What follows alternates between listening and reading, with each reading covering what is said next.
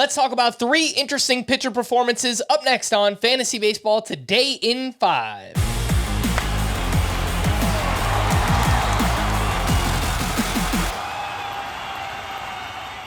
Welcome into FBT in 5 on Thursday, April 4th. I am Frank Stanfield, joined by Scott White. And first up, George Kirby got smoked by the Cleveland Guardians.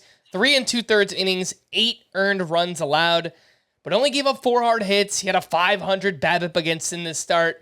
Scott, anything to actually worry about with George Kirby?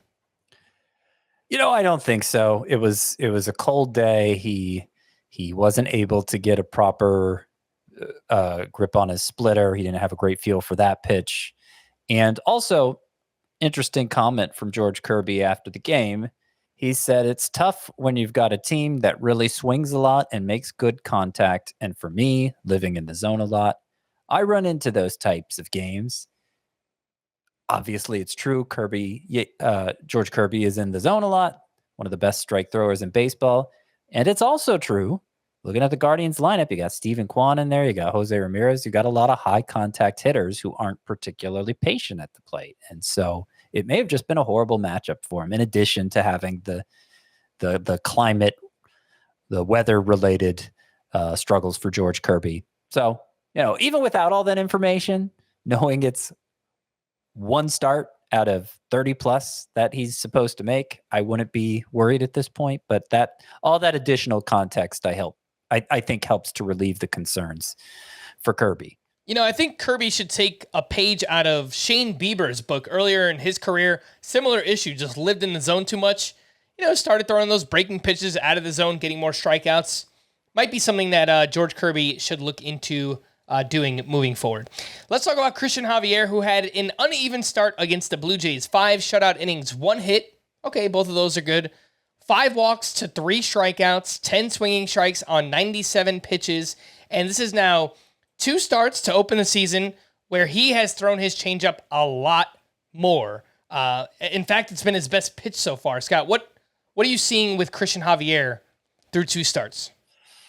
Well, I'm mostly just confused because obviously the results have been good. And this changeup, it's an additional weapon. He was mostly fastball slider before. I think he realized that if he had a third offering, it would help him navigate those days when his fastball and slider, either one of them isn't working so well. Because if they both aren't on, then you're down to 1 pitch, right? And so the changeup adds the third one. I'm surprised how much he's throwing it. It's been his best swing and miss pitch so far, which you could take as a good sign. Oh, look how good the changeup is. But he's not getting a lot of swings and misses overall, which suggests to me that the fastball and slider aren't working so well for Cristian Javier. And I think that's a bigger concern than the addition of this changeup is an encouragement.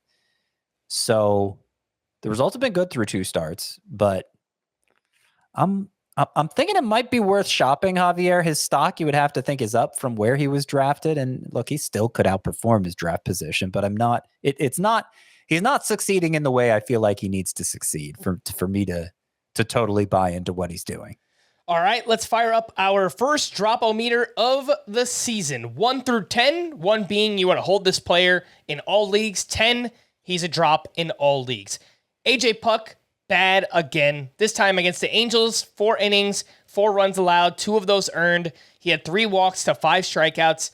Now has 9 walks in his first 2 starts. He's still 69% rostered. Scott, where are we at on AJ Puk, the drop-o-meter? Well, I think this is the first start where we can honestly assess him, because the first start, 6 walks in 2 innings, velocity way down, completely out of character. We found out after the game he was having trouble gripping the ball. And so it was just, there's no way to assess that, honestly. But in this one, the velocity on the fastball was still down from where it was in relief, but it was more where you'd expect it to be for him in a starting role. He didn't walk 6 in 2 innings, but he still had some control issues. 3 and 4 innings through 64% of his pitches for strikes, which isn't terrible, but it's below average. And you want to see better. You want to see better from AJ Puk, who was a great strike thrower last year and certainly this spring when he was so dominant. He wasn't giving up high quality contact in this start, and he was still getting whiffs at a pretty nice rate. So I think there's still upside worth stashing away if you can afford to. I'm going to go 5 to 6 on the drop-o-meter for Puk. Certainly if Jared Jones is still out there, Garrett Cole, goodness gracious, Jack Flaherty. If any of those really high-end emerging pitchers from earlier this year are out there, I think it's fine to drop Puk for them. I would have said that all along. But I'd rather still drop like a Nestor Cortez or a Kenta Maeda or a James Paxton, somebody I perceive as having less upside.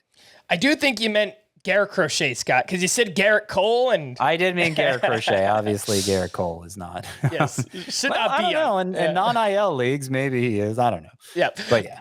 For more extensive fantasy baseball coverage, listen to the Fantasy Baseball Today podcast on Spotify, Apple Podcasts, the Audacy app, or anywhere else podcasts are found. Thanks for listening to Fantasy Baseball Today in 5, and we will be back again tomorrow. Bye-bye.